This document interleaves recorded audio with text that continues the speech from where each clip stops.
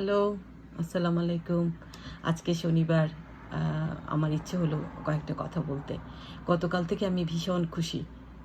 কারণ হচ্ছে ইউনূস স্যারের মাধ্যমে, ইউনূস স্যারের বন্ধুত্বের কারণে মালয়েশিয়ার প্রধানমন্ত্রী আনোয়ার ইব্রাহিম বাংলাদেশে এসছেন।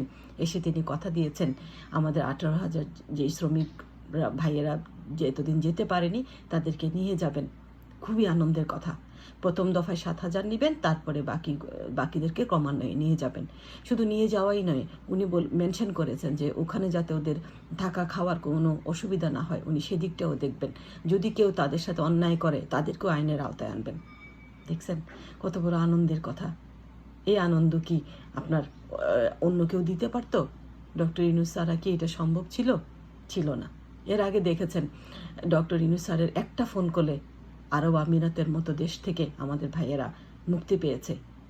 এটা ইতিহাসে বিরল ঘটনা। আরব আমিরাতের কোথাও যদি আইনের আওতায় কেউ যায়, তাদের আইনে যদি বলে যে সে অপরাধী, তাকে মুক্ত করা সম্ভব নয়। কিন্তু তারা তো অপরাধী নয়, তারা তো দেশের জন্য লড়েছে, তারা তো আমাদের মুক্তিযোদ্ধা, 24-এর মুক্তিযোদ্ধা। ওদেরকে স্যার বুঝিয়েছেন, ওরা ছেড়ে দিয়েছে। কি আনন্দের, কি খুশির। এরকম আরও অনেক ছোট ছোট খুশি আমাদের দেশে আসবে, খুব খুব দ্রুতই আসবে। কাজেই অস্থির হবেন না, যে কোনো কিছুতেই রাস্তায় নেমে পড়বেন না, একটু চিন্তা ভাবনা করে নামবেন। শুনেছেন তো শেখ হাসিনার ফোন কলগুলো যে রেকর্ড হচ্ছে, সে এখনও বলছে সে কাউকে ছাড় দিবে না আগামীতে যদি আসে। তার ভিতরে এখনও আসবার চিন্তা আছে। কেন আছে জানেন? ওই যে ভারতীয়রা তাকে সাহায্য করছে, তাকে নানানভাবে চেষ্টা করছে আবার ভিতরে ঢুকানোর, বাংলাদেশের ভিতরে ঢুকানোর। হ্যাঁ, উনি বাংলাদেশের ভিতরে আসবেন, তো উনি বাংলাদেশের নাগরিক যেহেতু আসবেন, এসে উনি শাস্তি পাবেন, ওনার সাজা হবে। তারপরে মানুষ ঠিক করবে উনি রাজনীতি করবেন কি করবেন না। তো আপনারা অন্যান্য কিছু বাদ দিয়ে শুধুমাত্র আওয়ামী লীগের দিকে ফোকাস রাখেন। সব বিভেদ ভুলে যান। দেশের মধ্যে অমুক স্যার এই বলছে, তমুক এই করছে, সেই করছে, এসব ভুলে গিয়ে একটার দিকে ফোকাস করেন। না হয় এই যে এত এত রক্তের বিনিময়ে অর্জিত স্বাধীনতা ধূলিসাৎ হয়ে যাবে। আপনারা আওয়ামী লীগের দিকেই ফোকাস করেন। দয়া করে আওয়ামীবাদ ঠেকান, মুজিববাদ ঠেকান।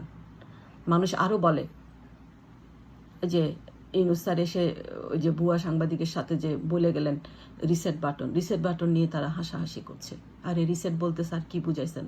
তারা কি বুঝাইছেন? স্যার কি বুঝাইছেন যে 71 ভুলে গেছেন উনি? 71 ভুলে গেলে কি বাংলাদেশই তো ভুলে যেতে হবে? উনি সেটা তো বলেননি।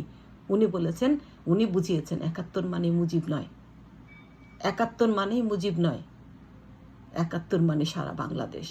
যারা 71 মানে শুধু মুজিব বুঝাইতে চান, তাদের উদ্দেশ্যে তিনি বলেছেন যে পুরানো কথা ভুলে যান, নতুন বাংলাদেশে নতুন করে আগানোর চেষ্টা করেন।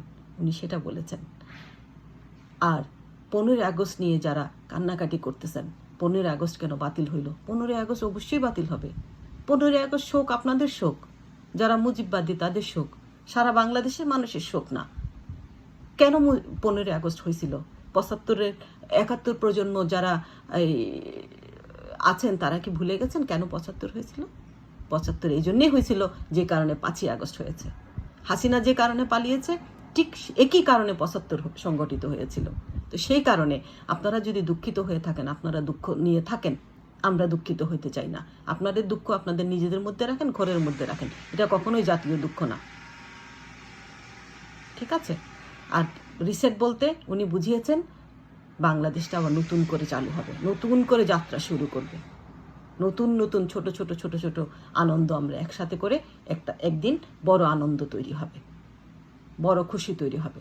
আপাতত এসব সব দিকে আপনাদের এই যে হুইচই অস্থিরতা এগুলো বাদ দিয়ে একমাত্র আওয়ামী লীগের দিকে ফোকাস করেন। আওয়ামীবাদ ধ্বংস করবার চেষ্টা করেন। বাংলাদেশে যেন আর একটা আওয়ামী বুদ্ধিজীবী আর মাথা চারা দিতে না পারে, আওয়ামী দালালরা যেন মাথা চারা দিতে না পারে, সেই দিকে ফোকাস করেন। দয়া করে সেদিকে ফোকাস করেন, শান্ত থাকেন, আর ইউনূস স্যারের হাতকে শক্তিশালী করবার চেষ্টা করেন। ধন্যবাদ আপনাদের সবাইকে।